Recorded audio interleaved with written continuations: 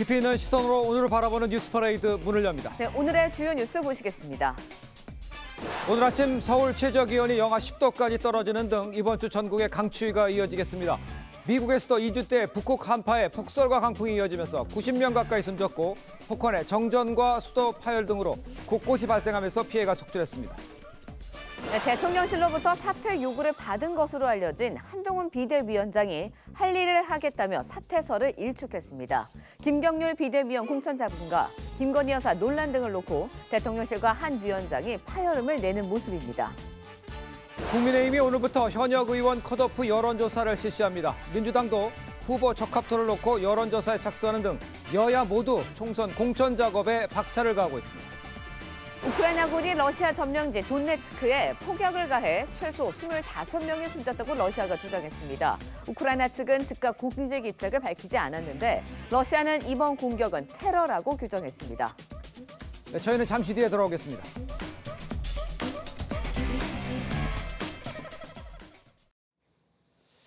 시청자 여러분 안녕하십니까? 월요일 뉴스 퍼레이드 시작합니다.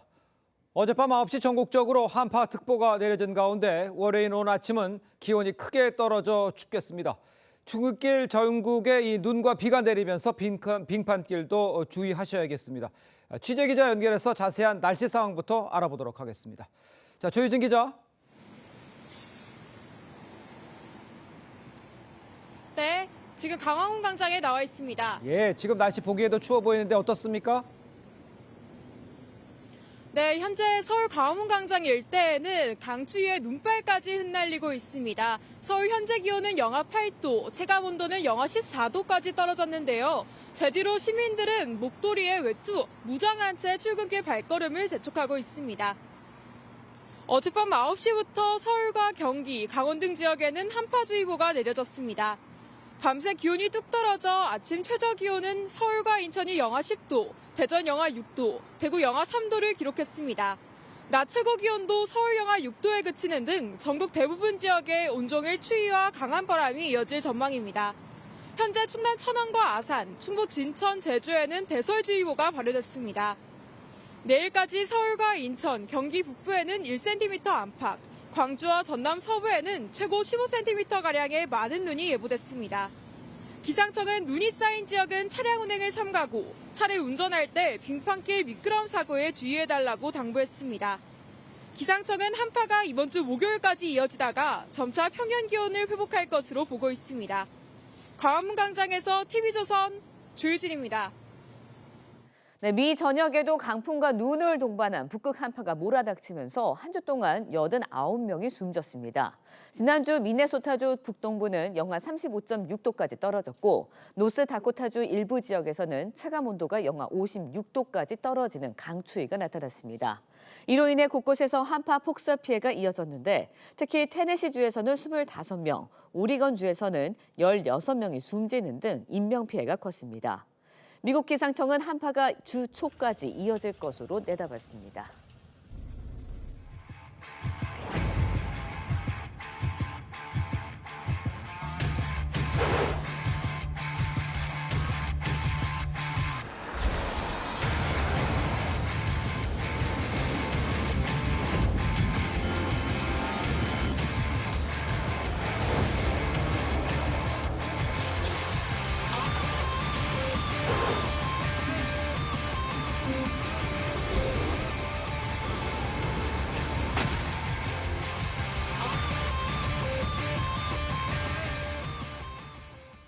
네, 보신 대로 이번 주부터 북극 한파가 한반도를 덮치면서 전국에서 강추위가 지금 예상되고 있습니다. 네, 관련 내용 맹소영 기상 칼럼니스트와 함께 자세히 짚어보도록 하겠습니다. 안녕하십니까? 네, 안녕하세요. 자, 아까 기자 리포트에도 굉장히 추워 보이는데 지금 한파특보가 내려진 게 수도권과 강원 등지네요.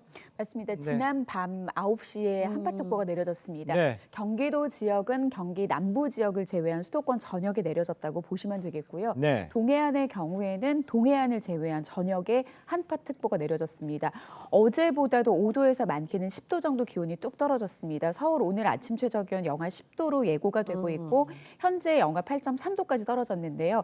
계속해서 기온은 내림세를 보이겠고요. 오늘 낮 최고 기온도 영하 6도 선에 머무는 정말 한겨울 추위가 한파가 이어질 거고요.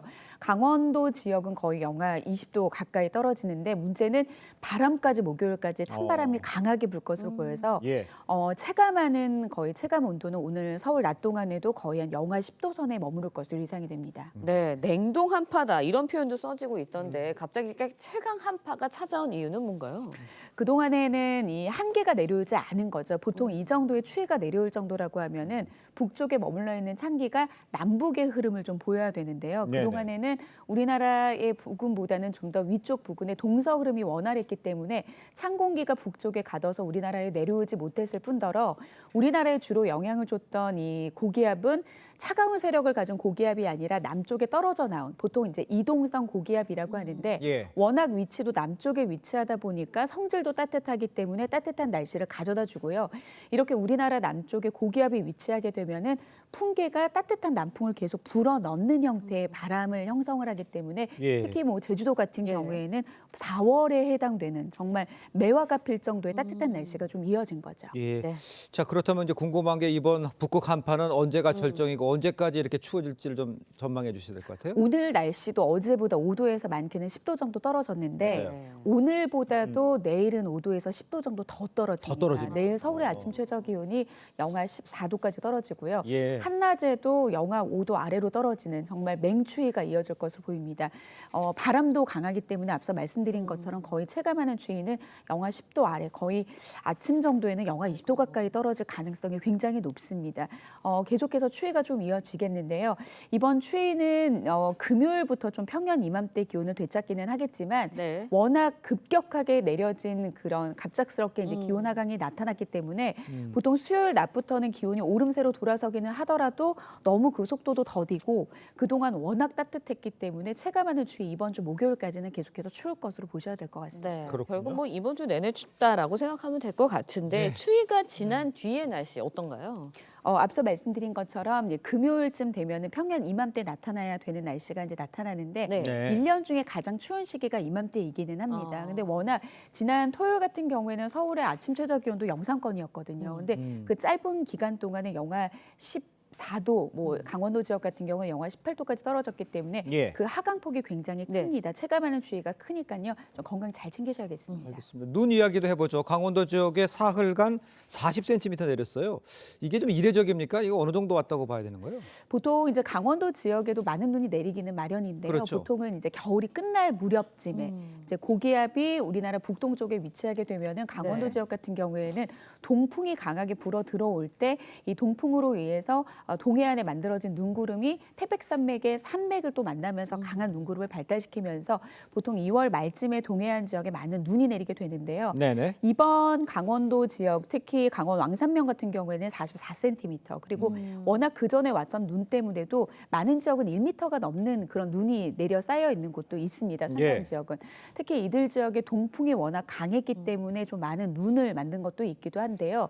동서간의 흐름이 워낙 빠르게 흘러갔기 때문에 우리나라 주변으로 좀 눈보다도 전국적으로 좀 비 소식도 많지 않았습니까? 네. 이게 바로 눈 혹은 비를 내릴 수 있는 그런 기압골이 주기적으로 좀 통과하면서 특히 이제 기온이 낮은 산이 위치한 강원도 지역 같은 경우에는 비보다는 눈의 형태로 좀 많이 내려 쌓이게 된 그런 특징을 네. 갖고 있습니다. 네. 폭설로 인한 피해도 좀 전해지고 있는데 동계 청소년 올림픽 대회도 일부 차질을 빚었다고요? 그렇죠. 아무래도 좀 많은 네. 양의 눈이 내리기 때문에 뭐 동계 올림픽뿐만 아니라 주변에 뭐 10여 가구 정도는 이 눈으로 인해서 정전이 돼서 좀 불편함을 겪기도 했고요. 강원 동계 청소년 올림픽은 폭설로 인해서 좀 일정의 차질을 빚어지는 그런 일도 발생을 또 했습니다. 예. 그리고 또 기온이 워낙 낮기 때문에 내린 눈이 혹은 비가 얼어붙어서 빙판길로 인해서 불편한 사고도 발생을 했습니다. 예. 그래서 눈에 강원도 곳곳에서는 크고 작은 교통사고 그리고 산악사고가 잇따르면서 50명 안팎이 부상을 당하는 그런 사고가 잇따랐습니다. 알겠습니다. 네. 내일까지 이제 눈비 예보된 곳이 있잖아요. 특히 눈이 많이 온 곳으로 예보된 곳이 어딘지 좀 설명해 주셔야 될 것 같아요. 특히 이제 이번처럼 찬 공기가 내려올 경우에는 네네. 상대적으로 따뜻한 서해 바다들 이 찬 공기가 지나갈 경우에는 폭발적으로 서해상에서 눈구름을 만들게 됩니다. 특히 이렇게 한기가 불어 닥쳤을 때는 충남 서해안과 호남 지역, 제주도 지역을 중심으로 많은 양의 눈이 내리게 되는데요. 네. 특히 제주 산간 같은 경우에는 어제 오후에 대설특보가 미리 내려졌고요. 그리고 지금 순차적으로 충남, 충남과 호남 일부 지역으로 대설특보가 이미 발효가 된 상태입니다. 앞으로 제주도 지역은 10에서 20cm, 많은 곳은 30cm의 눈이 내일까지 더 내릴 것으로 보이고요. 전라권도 5에서 15cm, 많게는 20cm, 그리고 충남 지역도 한 1에서 5cm의 눈이 더 내릴 것으로 보이니까요. 내일까지는 추위도 추위지만 이렇게 예. 많은 눈이 예고되어 있는 지역에서는 정말 폭설 형태로 내릴 가능성이 굉장히 높습니다. 눈 피해 입지 않도록 주의하셔야겠습니다. 알겠습니다. 네. 시청자 여러분, 내일까지는 눈 비를 좀 걱정하시고요. 이번 주 내내 좀 한파 좀 신경 쓰셔야 될 것 네. 같습니다. 자, 오늘 말씀은 여기까지 듣겠습니다. 고맙습니다. 고맙습니다. 네, 대통령실 측으로부터 이 사퇴 요구를 받은 것으로 알려진 이 한동훈 국민의힘 비상대책위원장, 할 일은 하겠다 하면서 선을 그었습니다. 네, 오늘 당 일정도 예정대로 참석할 계획인데 한 비대위원장과 대통령실 사이의 파열음이 심상치 않다는 지적이 나오고 있습니다. 이광희 기자의 보도입니다. 윤석열 대통령의 복심으로 불리던 한동훈 비대위원장과 대통령실의 균열은 4월 총선 낙하산 공천 논란이 도화선이 됐습니다. 4월 선거에서 우리 국민의힘의 후보로서 김경률이 나서겠다고 하고 있기 때문입니다. 한 위원장이 지난주 국민의힘 서울시당 신년 인사회에서 김경률 비상대책위원을 마포을 출마자로 소개하면서 특혜 논란이 커지자 대통령실에서 제동을 걸었다는 겁니다. 국민의힘 관계자에 따르면 한 위원장은 어제 오전 대통령실 측 인사로부터 김 비대위원 공천 논란 등으로 사퇴 요구를 받은 걸로 전해졌습니다. 김건희 여사 논란과 관련해서도 대통령실은 함정 보도라고 강조했지만 한 위원장이 국민 눈높이 대응 입장을 밝힌 것도 양측 갈등의 불씨가 된 것으로 알려졌습니다. 한 위원장은 사퇴설과 관련해 국민 보고 나선 길 할 일 하겠다는 입장을 내며 일축했습니다. 국민의힘 당원에 따르면 비상대책위원회는 전당대회에서 당대표가 선출될 때까지 존속하기 때문에 한 위원장이 사퇴를 거부하면 해산되지 않습니다. 한 위원장은 오늘 비대위 회의와 인재 영입식에도 참석할 예정인데 사퇴 관련 입장을 낼지 주목됩니다. TV조선 이광입니다. 네, 총선이 79일 앞으로 다가왔습니다. 여야 모두 후보 선별 작업을 숨가쁘게 진행하고 있는데요. 국민의힘은 오늘부터 현역 의원 컷오프를 위한 여론조사에 들어가고 민주당도 후보 적합도 조사를 시작합니다. 이정현 기자의 보도입니다. 국민의힘은 오늘부터 현역 의원 가운데 하위 평가자 10%를 공천에서 배제하기 위한 여론조사에 들어갑니다. 각 지역 유권자를 대상으로 선호도와 후보 경쟁력 등을 묻는 것으로 공천 심사에서 현역 의원 평가 기준이 되는 교체 지수를 산출하는 데 가장 큰 비중을 차지합니다. 10%, 30%의 경우에는 페널티적인 성격을 가지고 있죠. 평가에서 하위 10%에서 30% 안에 들었기 때문에. 같은 지역에서 3선 이상 한 현역 의원에 대해선 15%를 감점해 일부 중진 의원들은 SNS를 통해 지지를 호소하고 있습니다. 민주당도 오늘부터 다음 달 2일까지 후보자 적합도 조사에 나서며 공천 작업에 박차를 가하고 있습니다. 이재명 민주당 대표는 어제 이해찬 전 상임고문과 만나 4월 총선에서 크게 이기겠다고 뜻을 모았습니다. 4년 전 총선에서 민주당의 승리를 이끌었던 이 고문은 공정한 공천을 강조했습니다. 공정한 시스템에 따라 엄정하게, 공평하게 공천하는 것이 매우 중요하다 이런 말씀해 주셨습니다. 당내선 두 사람의 회동이 비명계를 중심으로 나오는 공천 불만을 사전에 차단하려는 행보란 해석도 나왔습니다. TV조선 이정현입니다. 이준석 대표가 이끄는 개혁신당이 공식 출범하면서 제3지대 5개 신당의 창당 작업이 모두 시작됐습니다. 이들은 빅텐트 필요성에는 입을 모으고 있지만 진행 과정이 순조롭지만은 않아 보입니다. 신유만 기자의 보도입니다. 호남 민심 투어에 나선 이낙연 새로운 미래 인재영입위원장이 빅텐트 구성의 속도를 재차 강조했습니다. 2월 초순을 넘기지 않는 것이 좋습니다. 맞추도록 모든 노력을 다 해야 한다고 생각을 합니다. 하지만 이준석 개혁신당 대표는 빅텐트의 골든타임은 이미 지났다며 속도보다 방식을 강조했습니다. 실제 이 대표는 각 당이 지역구를 분배해 후보를 내거나 지역구는 단일 기호로 뭉치고 비례선거는 각자 치르는 방안도 논의하자고 제안했지만 새로운 미래 측은 여전히 빅텐트가 최우선 순위라는 입장입니다. 또 빅텐트 구성을 놓고도 제3지대 내부에서 중간 절차 없는 소위 원샷 통합과 단계적 합당으로 의견이 엇갈리면서 제3지대 관계자는 정말 N가지 변수가 수두룩하다며 어려움을 내비쳤습니다. 이낙연 위원장의 역할에 대해서도 미래대연합 이원욱 의원은 광주 출마를, 이준석 대표는 이재명 대표와의 맞대결을 제안했지만 이 위원장은 불출마를 고수하고 있습니다. 대통령 후보 경선 과정에서 국회의원을 사퇴했습니다. 다시 출마한다는 것이 명분이 서질 않습니다. 제3지대의 이해관계가 복잡하게 엇갈리면서 김종인 전 위원장 같은 구심점의 조율이 필요하다는 목소리도 커지고 있습니다. TV조선 신유만입니다. 전해드린 대로 대통령실이 한동훈 비대위원장에게 사퇴를 요구했다는 이 보도가 나오면서 파장이 커지고 있습니다. 한 위원장이 할 일을 하겠다 이렇게 일축하면서 대통령실과 이 균열이 생기는 듯한 모습이기도 합니다. 네, 패널 두 분과 함께 자세한 정치권 소식 알아보도록 하겠습니다. 노동희 파이낸셜 뉴스 주필, 차재현 부산 가톨릭대 특임 교수 함께합니다. 네, 안녕하세요. 안녕하세요. 반갑습니다. 제가 아까에도 말씀을 드렸습니다만 이관섭 대통령 비서실장이 한 위원장을 만나서 사실상 사퇴를 요구했다 이렇게 지금 전해지고 있습니다. 한 위원장은 국민을 보고 할 일을 하겠다 이렇게 공개적으로 지금 밝힌 상황입니다. 그러니까 이런 말을 한 걸 보면 안에 뭔가 사정이 있는 거 아니냐 이런 생각들을 할 수밖에 없는데 이 문제에 대해서는 어떻게 생각을 하십니까? 글쎄요, 뭐 지금 말씀하신 대로 뭐 그런 사실 없다 보통은 그러잖아요. 그러니까요. 나오면 굉장히 큰 파장이 일어날 문제니까. 네. 그런데 그렇게 얘기하지 않고 그냥 국민 사퇴하지 않겠다는 얘기를 한 거 아닙니까? 그렇겠죠. 그러니까 뭔가 굉장히 큰 문제가 있었던 것 같은데 일단 뭐 겉으로 보기에는 공천 논란인 것 같습니다. 네. 한 위원장이 물론 뭐 공천은 윤심 논란이 아니고 자기 책임으로 하겠다 그런 취지로 얘기한 거겠지만 네. 내가 공천한다 이런 취지로 들릴 수 있는 말이니까 그게 아니고 그때 그 답변은 예. 윤심 논란이 있을 때 당에 확립된 시스템에 따라 한다 이렇게 얘기가 정답인데 예. 조금 정답에 어긋나는 그런 말 했던 것 같고요.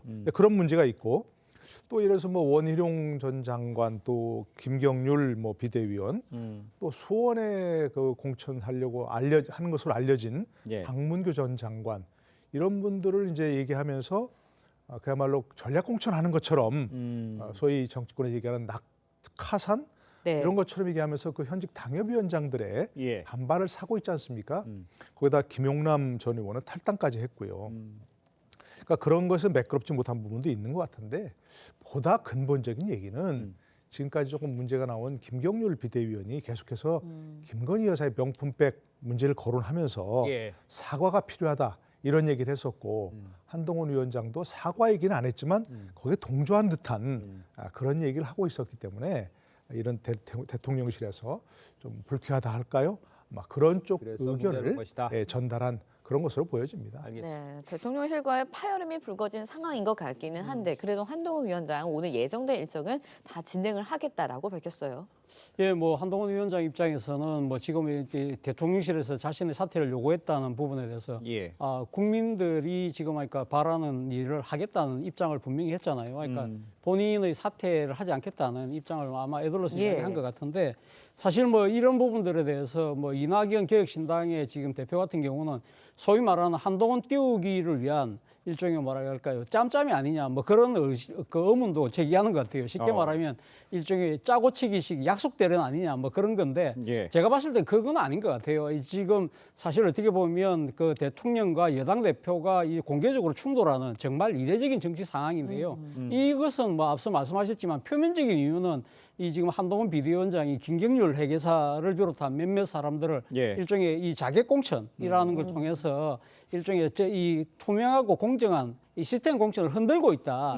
그런 것 때문에 상당히 한동훈 비대위원장의 거취 문제를 제기했다는 이야기이긴 하지만 예. 결국은 제가 봤을 때 본질적인 문제는 결국은 윤 대통령과 김건희 여사의 영린을 건드린 것이 아닐까. 아하. 그것 자체가 김경률 회계사가 연일 제기했던 김건희 여사의 명품백 수수과 관련된 예. 부분에 대해서 상당히 아마 지금 그 대통령실에서 불편해하는 것 같고 이런 부분들 때문에 아마 지금 양측의 갈등이 제기된 것이 맞는 것이 아닐까. 그렇다고 한다면 향후 이 사태가 어떻게 수습되느냐가 예. 정말 이 총선을 앞두고 중요한 하나의 정치적인 일종의 뭐랄까요? 일종의 이 분수령이 될 수밖에 없다는 생각이 듭니다. 알겠습니다. 두 분 교수님께서도 아까도 똑같은 말씀을 네. 해주신 것 같아요. 그 언급했듯이 대통령실은 공식적으로 공천 논란을 문제 삼고 있지만 당내에서는 이 갈등의 원인으로 김건희 여사의 명품백 수수 의혹에 대한 대응, 이 문제가 지금 불거진 것 같아요. 관련해서 한 위원장 입장을 한번 들어보고 이야기를 이어가겠습니다. 그 문제는 기본적으로는 함정 몰카 이고 그것이 처음부터 계획된 것이 맞습니다. 그렇지만 그 전후 과정에서 분명히 아쉬운 점이 있고 국민들께서 걱정하실 만한 부분이 있었다고 저도 생각합니다. 위원장님, 그 대응 관련해가지고 대통령실과 좀 갈등설도 불거지고 있는데 국민의 눈높이에 생각할 문제니까요. 갈등이라고 할 만한 문제는 없습니다. 그러니까 함정 몰카인 이 부분에 대해서는 문제되는 게 없는데 뒤에 말한 이 아쉬운 점, 국민의 눈높이 이게 문제가 있던 겁니까?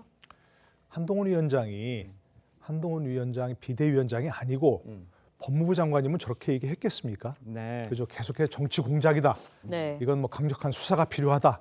이렇게 얘기했을 거 아니겠습니까? 예. 그러니까 한동훈 위원장이 저런 말도 어쩔 수 없는 부분이 있는 거죠. 자신이 정치인으로 변신했는데 계속해서 법무장관 시절이나 또는 사인일 때 얘기만 얘기한다면 그야말로 한동훈 위원장이 얘기한 것처럼 국민의 눈높이에 맞겠습니까? 더더구나 지금 총선이 코앞 아닙니까? 예. 그런 상황에서 국민의 민심이라든지 국민의 눈높이를 저는 살피지 않으면 사실은 본인이 비대위원장 하는 의미가 없는 거죠. 그러니까 저것은 법무장관이 아니라 비대위원장의 입장에서 어쩔 수 없는 부분이다. 더구나 저거 뭐 해서 김건희 여사의 사과까지 얘기하지는 않았지 않습니까? 예. 조심스럽게 얘기했잖아요.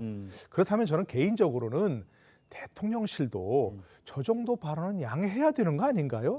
네, 그래서 양해하고 예. 국민 민심을 전달하는 부분 잘 새겨 듣겠다. 이렇게 해서 또 아무도 말하지 못하는 그런 부분을 예. 비대위원회에서 지적했다. 이렇게 겸허히 받아들이겠다. 이 정도 했으면 좋지 않았을까 싶어요. 예. 그건 아마 이것도 역시 개인적인 생각인데 예. 김경률 비대위원의 말에 조금 과도한 부분이 있었어요.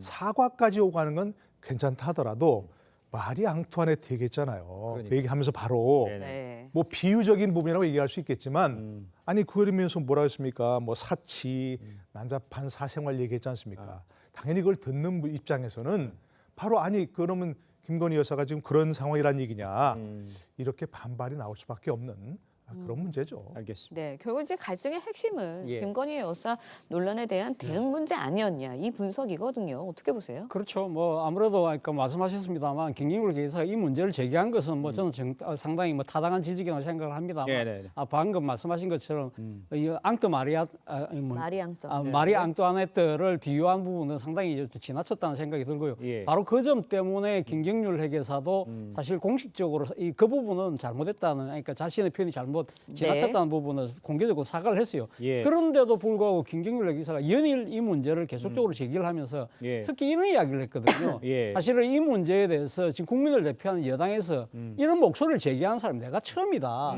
이런 식으로 가서 그러니까 여당이 되겠느냐는 식의 이야기가 이번에는 아마 국민의힘의 다수를 차지하고 있는 예. 친윤들의 영린을 건드린 것이 아닐까라는 생각이 들어요. 또 특히 김경률 회계사가 자신의 지적에 대해서 이 윤재호 원내대표가 상당히 좀 비판적으로 이야기를 하니까 이 부분에 대해서 뭐라고 이야기했습니까? 그러니까 TK 현역 의원과 수도권 출마자의 인식의 차이다. 이런 부분들이 상당히 아마 이 당내의 갈등을 더 증폭시킨 측면이 분명히 있다. 이런 부분들은 아마 한동훈 비대위원장이 조금 중재를 하고 조정할 필요가 있었다는 생각은 듭니다. 네. 그 대통령실의 생각은 이런 것 같아요. 그게 이제 정치 공작이라는 것을 거기에 대한 대응이 더 필요해 보인다고 얘기하는 것 같아요. 근데 그 내용을 좀 모르는 사람들도 있을 것 같으니까 이 몰카 공작에 대한 것들이 어떻게 시작된 건지 좀 먼저 설명해 주시죠. 일단 그 지금 몰카 공작을 촬영한 사람이 예. 그러니까 지금 미국에 있는 목사라는 분인데요. 이분이 아마 김건희 여사가 그러니까 지금 대통령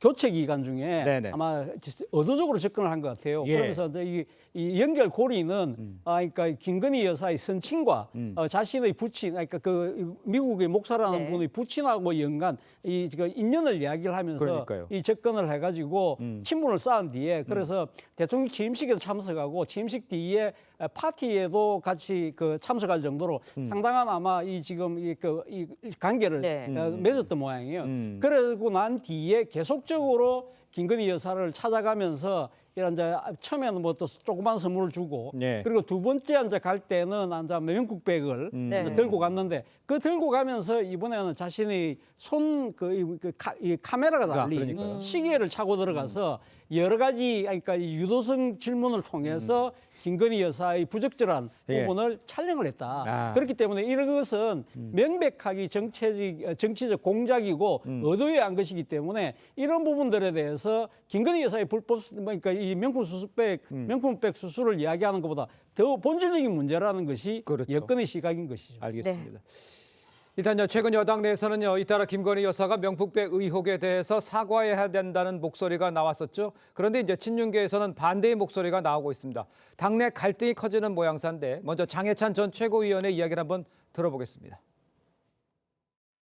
돌아가신 아버님을 언급하면서 찾아오는데 인간적으로 어떻게 안 만날 수가 있었겠습니까? 자꾸 김건희 여사에게 사과하라고 하는 국민의힘의 일부 정치인들에게 동의할 수 없다. 무엇보다 김건희 여사는 피해자잖아요. 사기 몰카 취재에 당한 피해자. 사과는 가해자가 해야죠. 지금 차 교수님께서도 네. 언급을 해주셨습니다만 이 친윤계 장해찬 전 최고위원 이야기, 김 여사는 피해자면서 사과에 대해 반대하고 있습니다. 이용 의원도요, 사과라는 순간 야당이 들깨들처럼 물어뜯을 거라면서 반대를 했어요. 친윤계에서 나오는 이런 주장은 어떻게 이해를 하십니까? 일단 이해는 할 수 있는 상황 아닙니까? 네, 일면 뭐 그건 타당한 시나리오라고 생각합니다. 네. 최근에 있었던 그의 저 박근혜 전 대통령 회고록을 보면 사과를 너무 쉽게 모든 걸 자신의 잘못인 것처럼 받아들인 게 네. 실책이라고 했지 않습니까? 순수한 뜻으로 했지만 정치적으로는 또 그야말로 약세를 보였다. 이런 틈을 보일 수 있는 거니까요. 그런데 문제가 이렇게까지 불거진 데는 저는 그 대통령실이라든지 여당의 대응에도 좀 잘못이 있다고 생각합니다. 네. 이 문제가 불거졌을 때 그러니까 사과까지는 아니어도 선은 이렇고 후는 이렇고 분명한 어떤 입장 표명을 했어야 된다고 생각합니다. 예. 지금 설명하신 그런 부분에 있어서 이건 분명히 조직적인 그런 어떤 함정, 몰카다, 정치 공작이다 하는 부분을 설명을 했어야 된다고 근데 안 했다는 것이거든요. 예. 지금까지 그냥 조용히 있었잖아요. 그리고 그야말로 김경률 비대위원이 네. 이걸 제기한 게 처음일 정도로 다들 네. 침묵을 지키고 있었잖아요. 그러니까 그것이 문제라고 생각하고요. 이렇게 이제 생각하시면 됩니다. 조금 문제가 뭐냐면 네. 우리가 함정 취재라는 말이 하죠. 네. 또는 함정 그 수사라는 말도 하고요. 예. 마약을 할 생각이 전혀 없는 사람한테 접근해가지고 마약 판매상인 것처럼 내가 마약을 좀 갖고 있는데 마약 좀 하실래요? 이렇게 얘기하면서 예. 마약을 팔았다. 처음에 마약을 구입할 의사가 전혀 없는 사람한테 예. 그럼 불법입니다. 그거는 절대적 불법이고요. 그러나 마약을 할 의사가 있었고 마약을 구입하려고 찾는 사람한테 예. 수사관이 마약사인 것처럼 접근해서 마약을 팔았어요. 그건 다르죠. 그러니까 예, 예. 이 말이 그렇다는 얘기입니다. 그러니까 이런 것이 처음부터 그런 선물을 받을 의사가 있거나 접촉할 의사가 있는데 그런 사람이 접근해서 몰카를 했다. 취재하고 몰카를 하고 예. 그건 정말 불법적인 정치 공작이지만 예. 네. 그런 데 대해서 분명한 설명이 없었다. 이에 대해서는 좀 대응도 좀 문제가 있었다. 그러니까 지금 와서 단순히 피해자다. 이렇게만 주장하는 것은 조금 문제가 있는 대응이다 이렇게 생각합니다. 알겠습니다. 네, 앞서서 이제 차 교수님 친윤들의 영리를 건드렸다라는 말씀을 해주시기도 했는데 이제 당내 다수인 친윤계가 조직적으로 한동훈 위원장에게 반기를 들고 나올 가능성도 있다라는 이야기도 있습니다. 어떻게 보세요? 저는 뭐 쉽지 않을 거라고 봅니다. 결론적으로 말씀드리면 만약에 근데 1년 전 상황이라고 한다면 1년 전으로 돌아간다고 한다면 아마 친윤들의 집단적인 반발이 가능했겠죠. 실제 당시 전당대회를 앞두고 나경원 전 의원이 출마하려고 했을 때 용산에서 반대했잖아요. 그런데 그래도 강행하려고 했을 때 초선 의원들이 집단적으로 연대 서명을 해서 결국은 그러니까 출마를 저지시켰거든요. 그런데 지금은 그렇지 못하다는 거죠. 왜냐하면 사실은 이번에 한동훈 비대위원장이 만약에 친윤계의 집단적 반발에 의해서 쫓겨나는 행태가 된다고 한다면 사실은 그럼 여당 대표가 벌써 세 명이나 지금 쫓겨나는 거고 무엇보다 총선을 앞둔 시점이에요. 그런 식으로 해서 여당의 지도부가 공백이 될 경우에는 그 이후의 정치적 후폭풍이 엄청나게 크다는 것이죠. 그리고 또 하나는 친윤계의 의원들 다 모두가 지금 이제 공천 심사대 앞에 서 있는 입장이에요. 그렇기 때문에 본인들이 직접 나서서 뭔가를 하기가 쉽지 않은 행복이다. 왜 공천이라는 이 지금 중요한 정치적 심사를 앞두고 있기 때문에 아무래도 이렇게 집단적으로 뭔가 행동을 하기에는 시기적으로 상당히 조금 뭐랄까 좀 위축이 될 수밖에 없는 상황이기 때문에 집단적인 뭔가가 되기 힘들다. 그렇다고 한다면 이 문제는 결국은 대통령과 한동훈 비대위원장 두 사람이 풀어야 될 문제가 아닐까 생각이 듭니다. 알겠습니다. 자, 다음으로 민주당 소식도 짚어보죠. 어제 이재명 대표와 이해찬 전 대표가 만나서 4월 이 총선 승리를 다짐했습니다. 그 모습 먼저 보고 오겠습니다. 이재명 대표가 이렇게 아주 정말 살아오신 거에 대해서 정말 감명을 많이 받았습니다. 이렇게 생활을 하셔서 선거를 진두지휘할 수 있게 돼서 참 다행이라고 생각하고 올 4월 총선에서 아주 크게 이겨서 꽃을 피우는 게 매우 중요하다고 생각을 합니다. 자, 이재명 대표의 지난 대선 때부터 이 전 대표 측에서 도움을 받은 것으로 알려졌죠. 당내 공천 갈등 수면 위로 떠오르는 상황에서 두 사람이 만났다. 이 의미를 먼저 어떻게 해석을 하시는지 차재현 교수께서 말씀해 주시죠. 일단 뭐 양측의 이야기는 신년 인사의 성격이었다는 거죠. 사실은 미리 예정돼 있었는데 이재명 대표의 그 피습 때문에 좀 연기됐던 측면이 있다. 또 하나는 제가 봤을 때는 아마 그런 것도 있지만 또 이해찬 전 대표가 바로 4년 전 민주당의 총선 승리 압승을 이끌었던 당대표잖아요. 그런 아마 일종의 경험담, 그리고 또 상당한 아마 이 선거의 또 이 전략가, 뭐 기획가 이런 측면에서의 경험담, 경륜 뭐 이런 걸 배우는 자리였다고 이야기는 하지만 그것은 완전 표면적인 이유인 것이고요. 실제는 어떻게 보면 이해찬 전 대표가 친노, 친문, 친명으로 이어지는 민주당 주류의 정치적 대부잖아요. 그렇다고 한다면 이해찬 전 대표와의 일종의 친교와 유대를 통해서 그러니까 이재명 대표 입장에서 나의 정치적인 백그라운드가 이 정도로 튼튼해라는 것을 과시를 해서 소위 말하는 비명계의 탈당과 이 반발로 인한 당의 내용을 일종의 뭐랄까 이해찬 전 대표의 정치적 위상을 통해서 조금은 좀 진화하려는 그러한 정치적 속내도 담겨 있는 만남이었다는 생각이 듭니다. 그런가 하면 민주당 임혁백 공관위원장 차별 없는 공천 강조하면서도 범죄 부패와 관련된 후보자의 무죄 추정 원칙을 적용하겠다라는 뜻을 밝혔습니다. 그렇다 보니까 일각에서 이제 사법 리스크를 안고 있는 이재명 대표가 거기에 맞추면 공천 룰을 정하는 거 아니냐 이런 비판도 일고 있거든요. 글쎄 이제 말이라도 보통은 공관위원장이라면 부패 범죄와 관련해서는 엄격하게 대응하겠다. 보통 그런 얘기하는데 이에 대해서 무죄 추정 원칙을 적용했다. 저는 이렇게 굳이 얘기할 필요가 없는 건데 얘기하는 걸 보고 약간 좀 의아하게 생각했습니다. 지금 말씀하신 대로 그야말로 이재명 대표가 지금 여러 가지 뭐 사법 리스크 때문에 재판도 받고 있고 수사도 받고 있고 또 본인도 과거 이런 전과가 있고 그렇지 않습니까? 그런데 그야말로 그에 대해서 하나의 예외도 없이 엄격하게 적용하겠다. 이렇게 얘기하면 그의 기존에 적용되어 가지고 예를 들어서 뭐 그야말로 공천 탈락을 하거나 이렇게 돼 버리면 그 사람들이 수긍하겠습니까? 승복하겠습니까?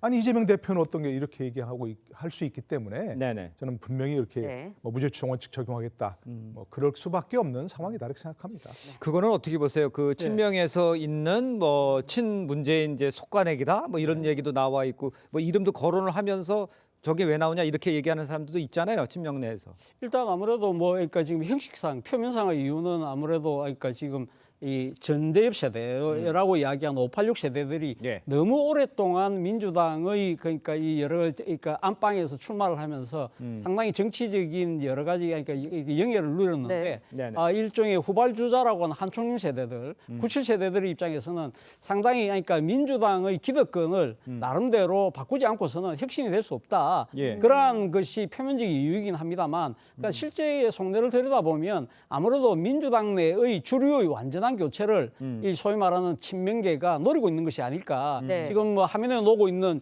저 세 분의 같은 경우는 대표적으로 일종의 뭐랄까요, 그러니까 친문 인사들이라고 볼 수 있는 거잖아요. 그러니까 이 문재인 정권 시절에 상당히 그 요직을 거쳤던 분 그런 분들을 일종의 그러니까 정권 교체에 대한 책임을 물어서 일종 그 정치적인 여러 가지 그러니까 이 그 이 책임을 네. 지는 형태를 통해서 아마 민주당의 완전한 주류 교체가 아마 진정한 속내가 아닐까라는 지적이 나오고 있는 것 같습니다. 근데 이제 공격이라는 게 뭐 지금 하는 게 이제 윤건영 의원, 기동민 의원, 송갑석 이렇게 공격을 하고 있잖아요. 근데 이게 비위가 문제가 됐다는데 그러면 이재명 대표도 마찬가지 아니냐 이런 게 지금 지적 사항이잖아요. 그러니까 되풀이될 수밖에 없는 얘기죠. 이재명 대표가 워낙에 그런 사법 리스크가 많고 앞으로도 또 수사될 부분도 많기 때문에 지금 얘기하죠. 기동민 의원 고가의 양복을 받았다. 뭐 예를 들어서 뭐 윤건영 의원 허위 인턴 혐의로 벌금 500만 원을 뭐 구형받았다. 중pháp 정도 아니고.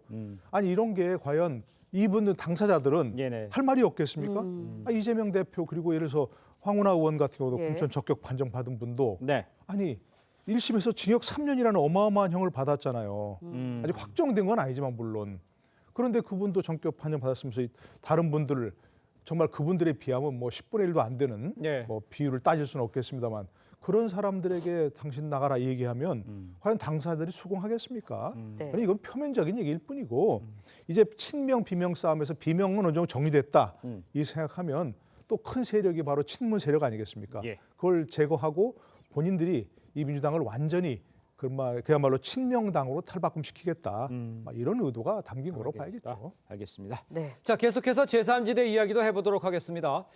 자, 지난 주말 이준석 대표를 이끄는 개혁신당 공식 출범을 했죠. 제3지대 간의 빅텐트 논의가 어떻게 흘러갈지 이게 지금 주목이 되어 있습니다. 그러나 이낙연 대표와 이준석 대표가 생각이 조금씩은 다른 것 같아요. 어떻게 될까요? 그렇죠. 양측의 아마 입장 차이가요. 세 가지 지점에서는 갈린다고 보는데 첫 번째 절박감이에요. 이준석 전 대표가 이끄는 이제는 이준석 개혁신당의 대표죠. 그러니까 개혁신당 같은 경우는 상당한 나름대로 그러니까 지금 제3지대의 5개의 하나의 그룹 중에서 가장 앞선 지지율을 보이고 있고 그리고 온라인으로만 모집한 당원이 5만 명이 넘었어요. 그렇기 때문에 상당히 아마 지금 그러니까 이 뭐랄까요 정치적으로 상당히 안정세에 들어갔다. 그렇기 때문에 이런 부분들이 아마 본인들 입장에서는 그렇게 서둘 필요가 없다는 생각을 갖고 있는 것 같고요. 반면에 이낙연 전 대표 입장에서는 민주당을 오랫동안 몸담는데 민주당에서 나와서 새로 완전 뭔가를 꾸려야 되는 상황이기 때문에 뭔가 안정적인 기반을 빨리 만들기 위해서 합쳐야 된다는 생각이 강한 것 같고요.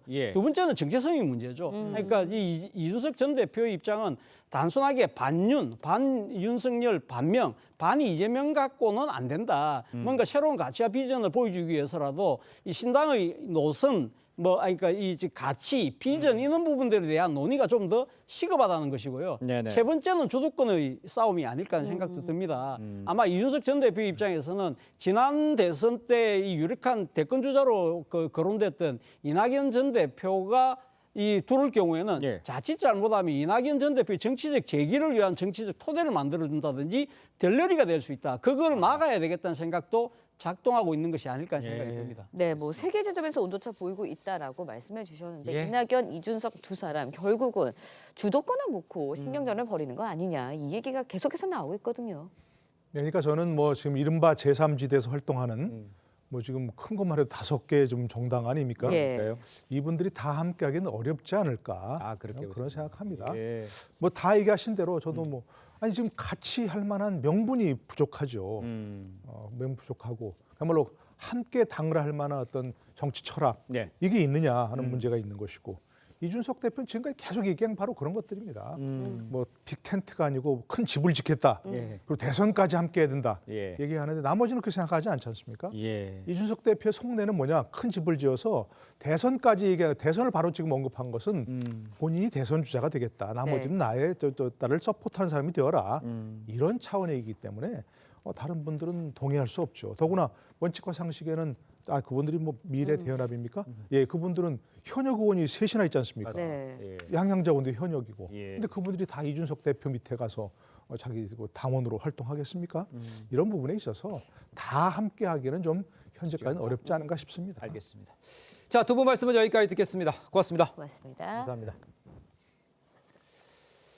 네, 최근 강원도의 한 이 겨울 축제장에서요 순대 한 젓시에 2만 원을 받는다는 글이 SNS에 올라와서 또 지역 축제 바가지 요금 논란이 일고 있습니다. 네, 축제의 이미지가 훼손돼 결국 지역에 도움이 되지 않는데도 왜 이렇게 바가지 요금이 끊이지 않고 있는 건지 이승훈 기자가 취재했습니다.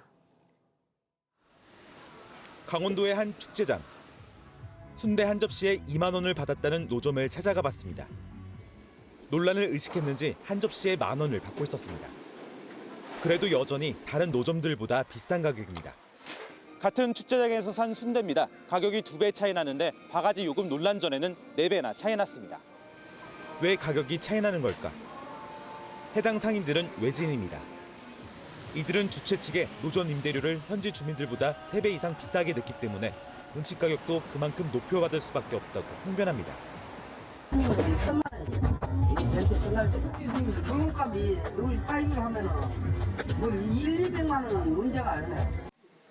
주최 측도 부인하지 않습니다.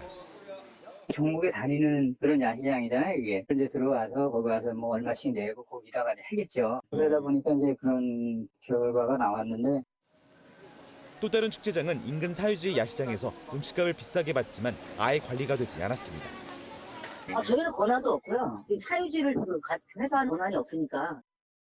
8,000원짜리 슬러시, 10,000원 어묵의 이면에도 비싼 임대료와 관리 사각지대라는 문제가 있었습니다. 바가지 요금은 축제 이미지를 훼손해 결국 지역에도 손해입니다. 이 때문에 경기 포천 등 상당수 지자체는 지역 주민만 음식을 팔게 하고 외지인 등의 불법 노점은 단속하고 있습니다. TV조선 이승훈입니다. 네, 이재명 대표의 측근인 김용전 민주연구원 부원장이 구치소에서 거짓 알리바이 위증 계획을 미리 알고 승인했던 정황을 검찰이 파악한 것으로 알려졌습니다. 네, 관련 내용 정혁진 변호사, 장윤미 변호사와 함께 자세히 짚어보도록 하겠습니다. 안녕하십니까? 네, 네, 반갑습니다. 정 변호사님, 먼저 이 김용 부원장 관련한 이 알리바이 위증 교사 계획 이 사건, 이거 어떤 내용인지 좀 설명이 필요할 것 같습니다. 네, 김용 전 부원장이 2022년 11월 9일에 네. 구속 기소됐어요. 그래서 그때부터 이제 재판이 시작이 됐는데 작년 5월 재판에서 경기도 시장상권진흥원장이라고 하는 사람이 증인으로 등장해서 뭐라고 증언을 했느냐?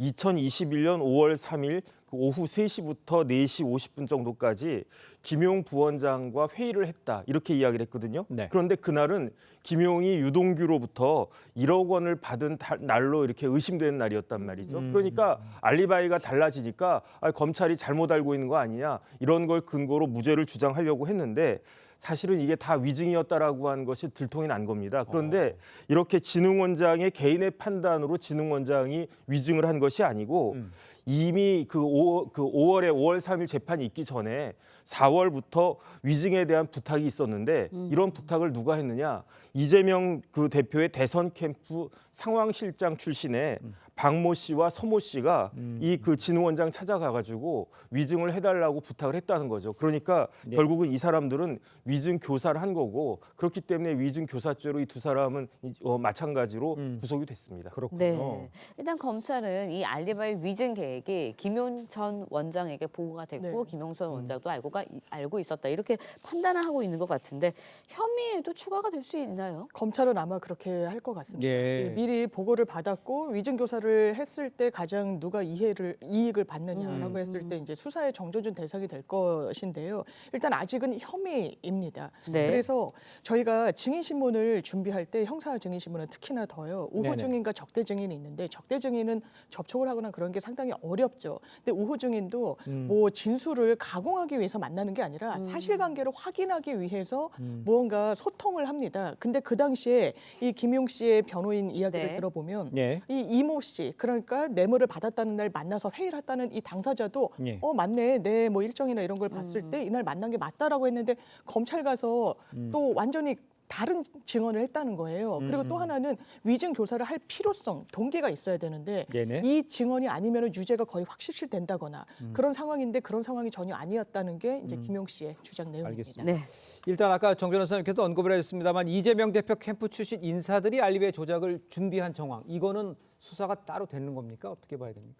김용이 2022년 10월 19일에 체포됐거든요. 네네. 그런데 체포되자마자 김용 재판 TF팀이 민주당 내에서 꾸려졌다는 거 아니겠습니까? 그다음에 그 와중에 2023년 5월에는 예. 위증 교사와 위증까지 있어가지고 실질적으로 위증한 사람은 다 인정이 됐지만 증거가 확보가 됐다고 해서 구속은 안 됐어요. 하지만 위증 교사한 두 사람에 대해서는 조금 전에 말씀드린 바와 같이 구속까지 됐죠. 그런데 김용의 혐의가 뭡니까? 뇌물죄도 있지만 예. 가장 큰 거는 정치자금법 위반이거든요. 불법 정치자금을 6억을 받았다라고 1심에서 인정이 돼서 네. 징역 5년이 나왔단 말이에요. 그런데 그 돈을 조성한 사람이 누구냐? 남욱 변호사거든요. 남욱 변호사부터가 웃으면서 아니 내가 김용 보고 6억을 그 현금으로 만들어 줬겠냐 이렇게 이야기하지 않았습니까? 그런데 모든 정황이 만약에 김용에게만 그 6억이 간 것이었다라고 하면 이재명 대선 캠프 사람들이 이런 식으로 TF팀까지 만들고 심지어 위증교사라고 하는 범죄까지 저지를 이유가 없지 않았겠는가 이런 의심들이 들고요. 여기에 대해서 검찰이 좀 속 시원하게 밝혀야 되지 않을까 싶습니다. 네, 검찰이 좀 밝혀줘야 된다고 말씀해 주셨는데 만약에 이 대표 측근들에 대한 수사 시작이 된다면 검찰이 이 대표를 또 소환해서 조사할 가능성도 있을까요? 저는 낮다고 생각합니다. 일단 김용 씨가 뇌물을 받았다는 건 수사가 개시된 지 상당히 오래됐어요. 그러면 항상 검찰의 시선은 이 돈의 최종 귀착지가 그러면 이재명 대표가 아닐 것인가? 그 수사에 대해서는 답보입니다. 더 이상 뭐 사실관계를 검찰이 확보한 게 없어요. 이 사건도 개인의 뇌물 사건입니다. 그렇다면 본인이 뇌물죄를 어쨌든 무죄로 받기 위해서 여러 정황이 드러났고 아까 민주당 TF라고 말씀하셨는데 민주당 인사들이 들어간 건 맞지만 민주당 자체에서 공식적으로 발족시키거나 이런 TF는 아닙니다. 그리고 TF라는 말도 저는 검찰의 용어라고 생각합니다. 뭔가 물론 서 씨, 박 씨 구속 기소된 건 맞습니다. 위증교사 혐의와 관련해서. 근데 조직적으로 움직였다. 그것도 당 차원에서 그렇게 풀이하기에는 상당히 무리가 있고 이재명 대표를 정조준할 사안은 아니라는 생각이 듭니다. 알겠습니다. 자, 다음 이야기도 좀 짚어보겠습니다. 청담동 술자리 의혹을 제기한 이 한동훈 비대위원장에게 고소당했다가 이 면책특권으로 불송치됐죠. 김의겸 민주당 의원 결국 검찰에 넘겨졌습니다. 왜 이런 결정이 내려진 겁니까? 일단은 김의겸 의원에 대한 범죄 행위 자체는 인정될 수밖에 없을 거예요. 그럼에도 불구하고 우리 헌법상 국회의원한테는 특권을 부여하지 않고 있습니까? 면책특권. 그렇기 때문에 경찰은 단순히 면책특권을 인정해가지고 공소권 없음 이렇게 불송치 결정을 내렸는데 그런데 우리나라의 형사소송법에는 어떻게 규정하고 있냐면 아무리 경찰이 불송치 결정을 한다고 하더라도 피해자인 고소인이 이의 신청을 하면 검찰의 사건이 넘어가도록 되어 있어요. 그렇기 때문에 이제 고소인 측에서 이의 신청을 한 거고 그렇기 때문에 이제 검찰에서 다시 한번 봐야 된다 이렇게 보는 것인데 사실은 면책특권이라고 되어 있긴 하지만 우리나라 판례 따를 때 명백한 허위인 경우에는 이게 면책특권의 대상이 아닐 수 있다는 취지의 판례가 있단 말이에요. 그럼에도 불구하고 경찰이 그냥 뭐 간단하게 단순하게 면책특권 이렇게 주장해가지고 인정해가지고 불송치한 거는 공소권이 없다라고 보는 것은 조금 성급했다라는 생각이 들고요. 여기에 대해서 검찰은 어떻게 판단할 것인지 지켜볼 만하다고 생각이 듭니다. 그렇군요. 네, 그렇다면 이제 앞으로 검찰이 어떤 부분을 집중적으로 수사할지 이것도 관심일 것 같아요. 이게 혐의가 있다고 해서 경찰에서 검찰로 넘어간 게 아닙니다. 과거에는요. 경찰이 1단계로 혐의가 있다고 보든 없다고 보든 무조건 검찰이 기록을 넘기는 송치를 했어요. 근데 검경 수사권 조정이 되면서 1차적으로 무혐의로 판단을 경찰이 내려도 고소인이나 고발인이 이의를 하면 기계적으로 검찰에 넘어가서 김의겸 의원 같은 경우에도 뭔가 혐의가 짙어졌다거나 더 들여다볼 법리적인 이유가 있어서라기보다는 이런 절차에 따라서 넘어간 겁니다. 아마 검찰은 아까 변호사님께서 짚어주신 판례에 해당하는지 왜냐하면 이게 직무와 관련된 발언이 면책이 되는 거기 때문에 이 관련성 여부를 볼 텐데 이게 기본적으로 법사위 국정감사장에서 의혹 제기 수준으로 나왔던 거기 때문에 면책특권에 대한 법리 해석은 경찰과 동일할 거라고 생각합니다. 알겠습니다. 하나 더 확인해 볼게요. 한동훈 위원장이 이제 김의겸 의원과 그 더 탐사 관계자들을 한 10억 정도 손배한 거 있잖아요. 그거는 지금 어떻게 진행이 되고 있어요? 그래서 한동훈 그 비대위원장 그때는 이제 당시에는 법무부 장관이었는데 10억 민사소송 제기하지 않았습니까? 그런데 1년 가까이 그 변론 기일이 안 잡히고 있었어요. 그러다가 작년 12월 20일에 드디어 변론 기일이 잡혔는데 여기에서 김의겸 의원 측의 변호사는 뭐라고 주장을 했느냐? 고의가 없었다. 하지만 민사소송은요 형사와 달리 과실만 있어서 손배 책임을 갖다 부담해야 되는 거거든요. 그러니까 제가 봤을 때 그 이야기는 큰 의미는 없을 것 같고 두 번째는 면책특권을 주장을 했는데 왜냐하면 국회의원의 면책특권은 형사적인 책임뿐만 아니라 민사적인 책임까지도 그 특권적으로 이렇게 그 인정을 갖다 안 해주기 때문에 그렇기 때문에 면책 특권에 대해서는 뭐 주장할 만한 여지가 있다라고 판단이 되는데 제가 조금 전에 말씀드린 바와 같이 이렇게 직무와 무관하거나 명백한 허위인 경우에는 이러한 그 손배 책임이 인정될 수 있다라고 하는 취지의 대법원 판례가 있기 때문에 이와 같이 말도 안 되는 청담동 술자리에 대해서까지도 법원이 면책 특권을 인정할지 여부에 대해서는 많은 국민들이 지켜보고 있을 거라고 생각이 됩니다. 알겠습니다. 10억 손배도 지금 이제 시작이 되는군요. 네네. 알겠습니다. 자, 두 분 변호사 말씀 여기까지 듣겠습니다. 고맙습니다. 고맙습니다. 감사합니다.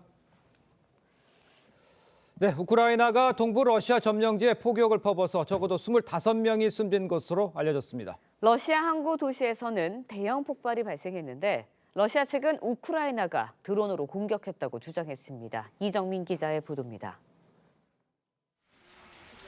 포격을 받은 시장 건물이 깨지고 부서졌습니다. 차량은 시커멓게 불에 탔고 사상자 모습도 곳곳에 보입니다. К нам привезли 6 человек. К сожалению, одну женщину нам не удалось спасти. У нее были травмы, несовместимые с жизнью.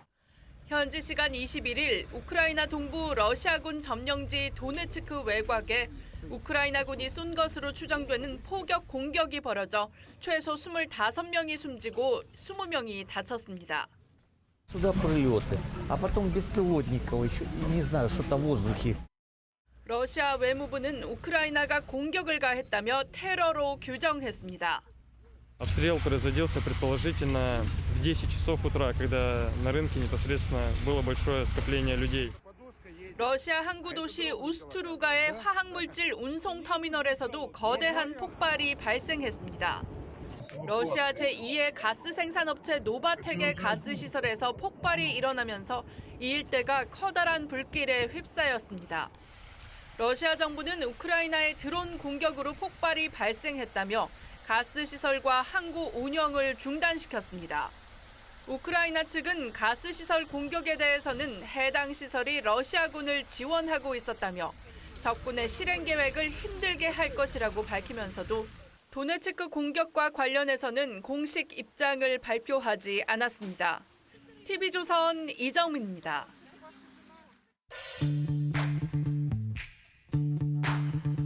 네, 렌즈에 담긴 그 순간 그 의미를 짚어보는 시간이죠. 사진 기자가 선택한 아침의 한 장입니다.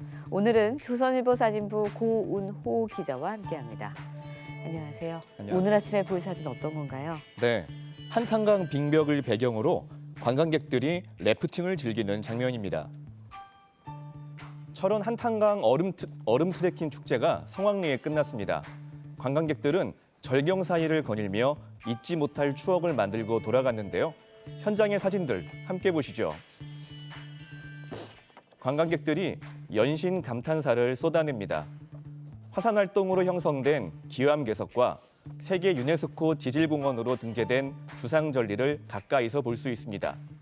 원래는 꽁꽁 얼어붙은 한탄강 위를 걷는 게 축제의 백미인데요. 이상 기온으로 강이 제대로 얼지 않아 올해는 부표 위를 걸어야 했습니다. 네, 겨울 날씨가 따뜻해지면서 얼음 기반의 축제들이 취소 또는 연기됐다고 들었는데 이번에는 사람들이 많이 찾았다고요? 네, 겨울 추위가 빚어낸 절경과 래프팅이 차별점입니다. 부표는 강물과 함께 흔들려 구름다리를 걷는 느낌을 주는데요.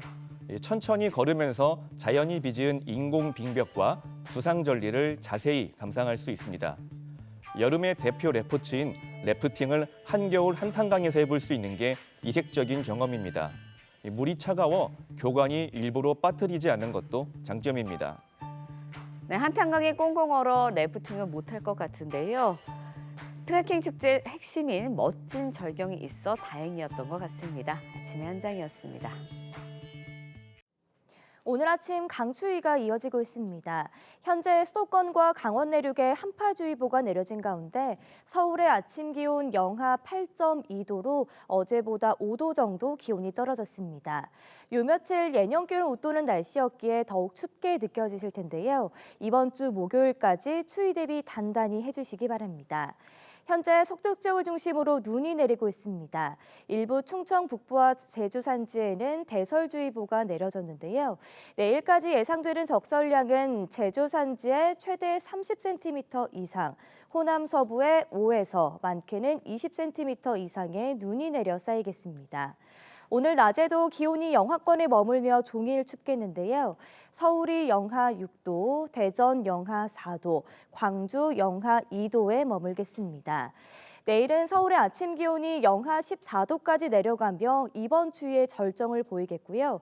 충남 서해안과 호남, 제주에는 모레까지 눈이 내리겠습니다. 날씨였습니다. 네, 이상으로 월요일 뉴스 퍼레이드 마칩니다. 네, 저희는 내일 아침 7시 30분에 다시 찾아뵙겠습니다. 시청해주신 여러분 고맙습니다.